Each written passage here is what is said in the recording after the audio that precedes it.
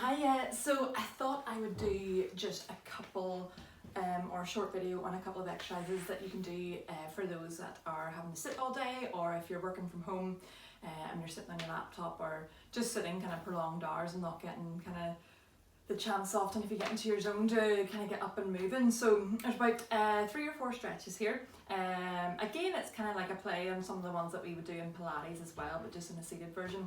And again, obviously not wanting to stay in a prolonged position for too long, so ideally every 30 minutes, half hour, just kind of taking a couple minutes just to stretch, and then you can get back to your work on the computer or laptop.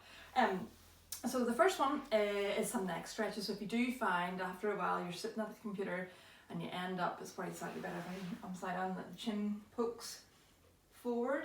I was doing a webinar last week and realised that for every kind of centimetre that your head falls forward from the line of gravity, it adds an additional 2 kilograms of weight. So you can imagine in a prolonged position or for a prolonged time, the amount of strain on not just the joints in the neck, but also kind of the muscles, the ligaments, the tendons as well. So just really important to kind of keep stretching, keep mobile as much as we can. So the first one is just some side bends for the neck. So I find this one quite a strong one, so if you have been immobile for a while and you try this one, it may be a shock to the system, so I will show a couple of variations of it as well.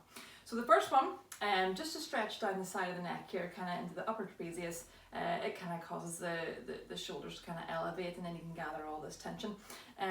So to stretch the right side, you want to kind of almost sit on your right hand, okay? You're going to use your left hand to grab underneath the jaw, okay? And then you're going to side bend away, okay?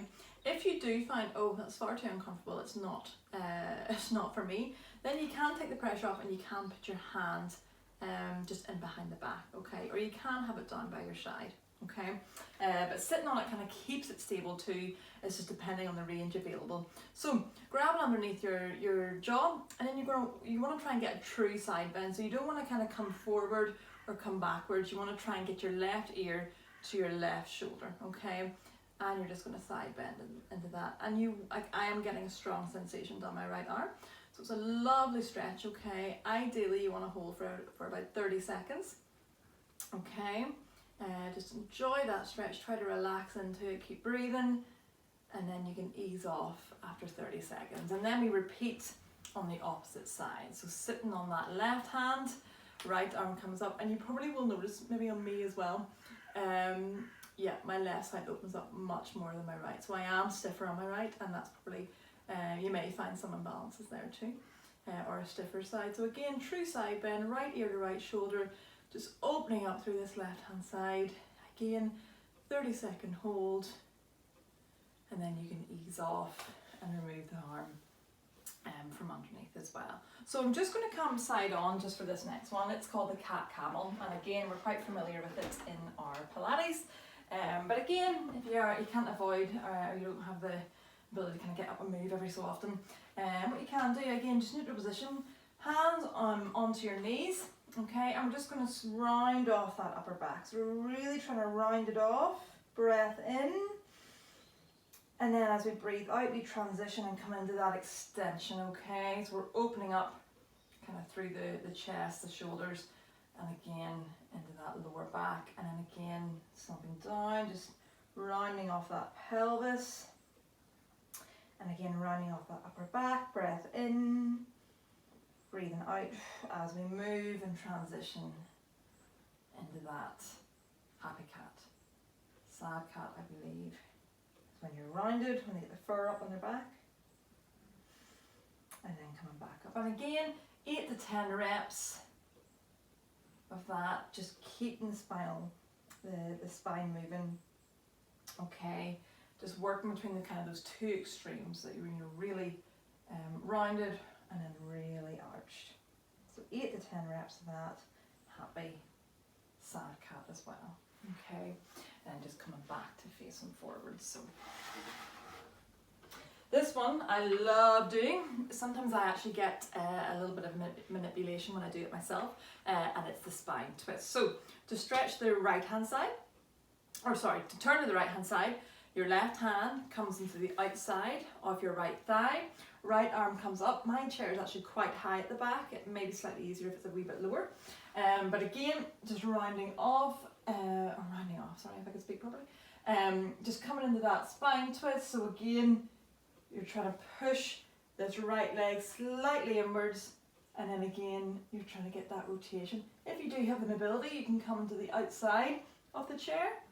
And again, lovely spine twist, breath in, and then breathing out. Coming back, opposite side, this time right hand comes into the left side. And again, spine twist, lovely opener, breath in. And again, you're trying to remain tall through that movement. So sometimes we find, as you come to that spine twist, you may slump down, you know, and you don't get that height as well through the spine. So really, you're trying to, you know, continue getting that height through the spine, twisting around, breath in, growing tall, breathing out. And then same again on the other side. Don't worry if you don't get that, if you don't have that mobility to kind of get your arm around the opposite side of the chair. Again, we work with what we've got, so if you find no, coming here is enough, that's absolutely fine. And same idea. Okay. And again, you know, 3-4 reps either side of that is great, you know, every so often throughout the day as well.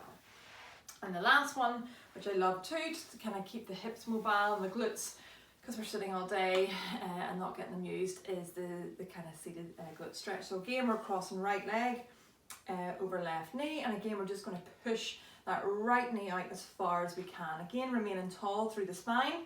And again, nice deep breaths in, ideally kind of holding it for 30 seconds.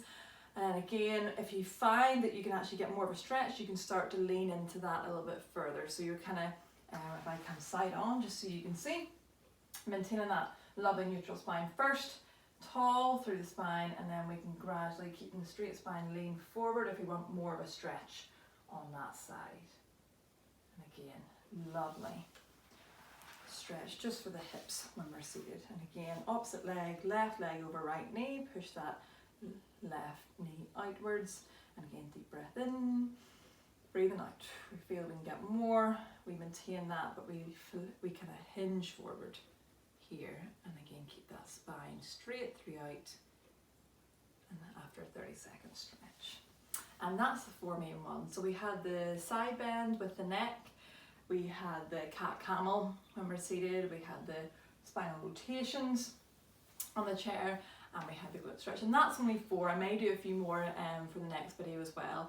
But just, you know, you can choose one of them, you know, if you're having a break, choose one of them, break later on in the day, choose another, you know, just important to kind of keep moving, try to avoid sitting for prolonged periods in the same and sustained position. So you want to kind of keep moving and avoid you know, a really kind of long forward head posture for too long. Okay, so lovely kind of add in the side bend, add in the spine rotations, and then getting lower down and focusing on the hip as well. So hopefully you find this helpful, and I'll be in touch and speak to you soon. Take care.